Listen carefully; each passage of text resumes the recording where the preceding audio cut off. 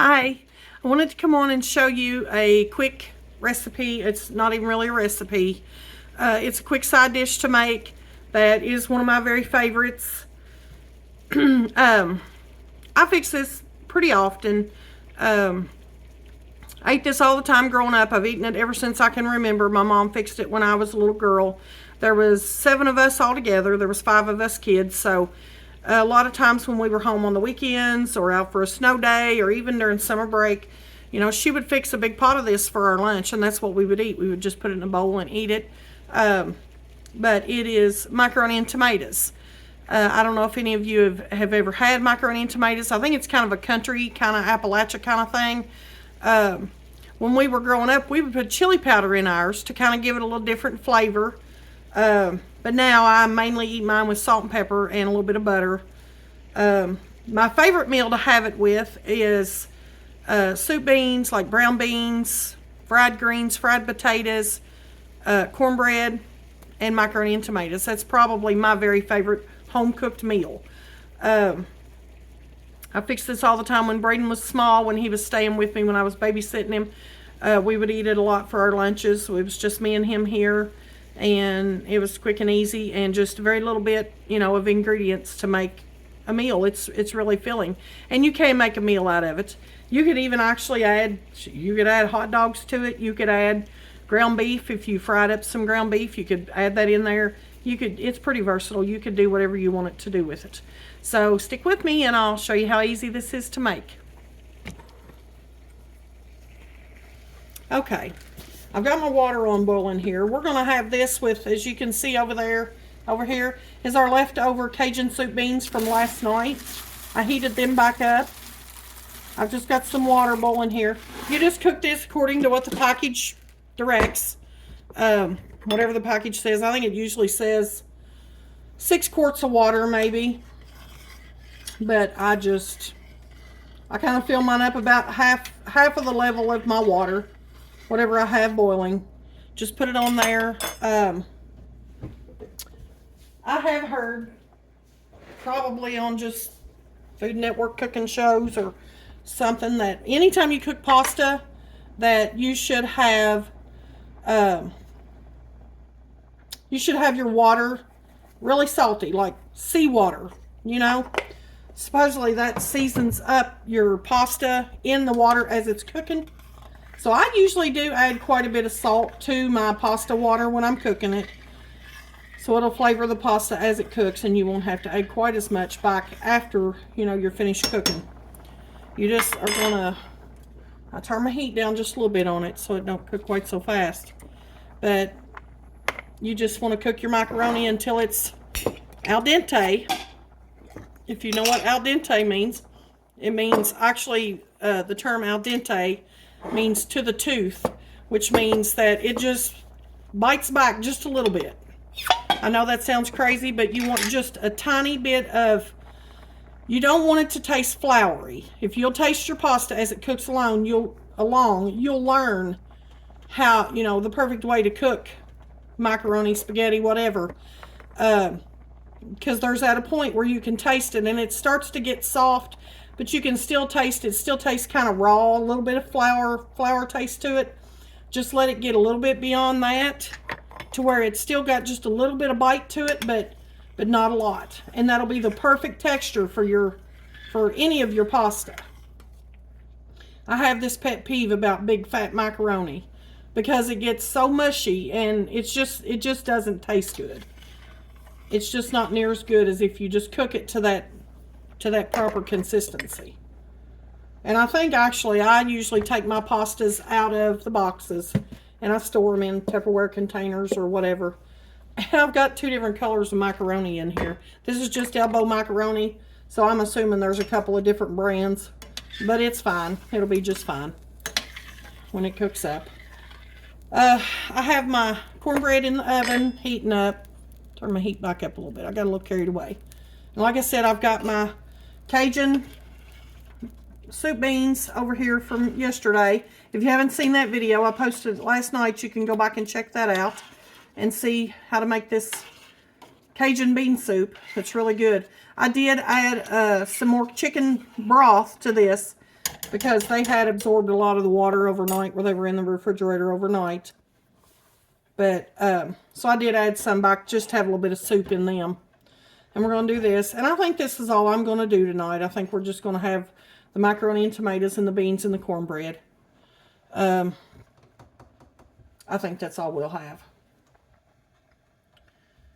But, I hope y'all have had a good Sunday. We had a good church service today. We had a soup and sandwich lunch after church, which was really nice. Had some really good vegetable soup. And we just had a really good service. The sermon today was on love, all the different kinds of love. And I really did enjoy it. We'd been out of church for 3 weeks now, I think, because Steve has had knee surgery. So he's just now to where he's got up and moving around and, you know, able to go out and sit in one place for more than just a few minutes. So we did get back to church today, and I'm glad of that.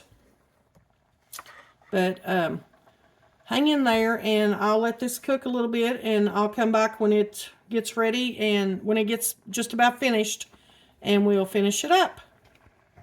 Okay, we're back. This didn't take, you know, 8 or 10 minutes. I've drained most of the water off. There's still just a little tiny bit in the bottom. And here I have a couple of jars of my home canned tomatoes. If you don't have home canned tomatoes, you can just use diced tomatoes from the grocery. You can use whole tomatoes, you know, in the can. Or sometimes I just put tomato juice. If you don't like the chunks of tomatoes, but you don't mind the tomato taste, you can just do tomato juice in it. You could do stewed tomatoes in the can. You could even do rotel, something with a little spice. It's another one of those recipes that's pretty versatile. You can put whatever you want. Might be here all week shaking that pepper out of them little tiny holes. So we're going to put some pepper, some black pepper in. And then I'm going to put probably a couple, 3 tablespoons of butter in.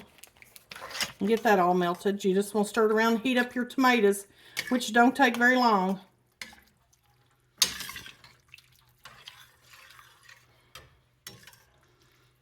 And that's it. There you have it. You can taste it, see if it needs more salt. It may not, where you've added, you know, if you've added all that. You don't have to put any salt in your boiling water. That is totally optional. You don't have to put any salt in it at all. I'm a salt person. I eat way too much salt, I'm sure. Some people put sugar in their macaroni and tomatoes. I don't. I don't care for that. I'd rather have mine a little tart than I would sweet, but that's my taste. You know, that's just, everybody likes things different. But this is how I make my macaroni and tomatoes. And there it is. And just that little bit, you know, you've got enough here to feed at least 4 people. I'm going to taste them here and see if they need, well, I got a big spoon, but I guess it'll fit my big mouth. Taste it and see if it needs any more salt. And again, look at those beautiful yellow garden tomatoes. Makes it taste that much better.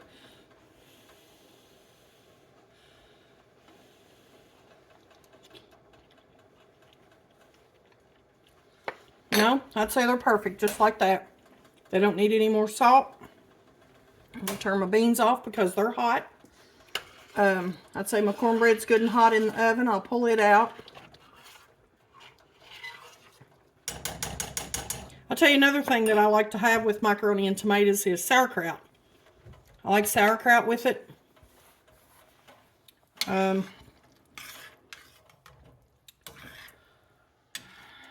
trying to think. Mashed potatoes. I like mashed potatoes with macaroni and tomatoes. There's just certain foods that blend good together. You know, they just go good together on the plate. And that's another one, mashed potatoes. But that's my homemade macaroni and tomatoes.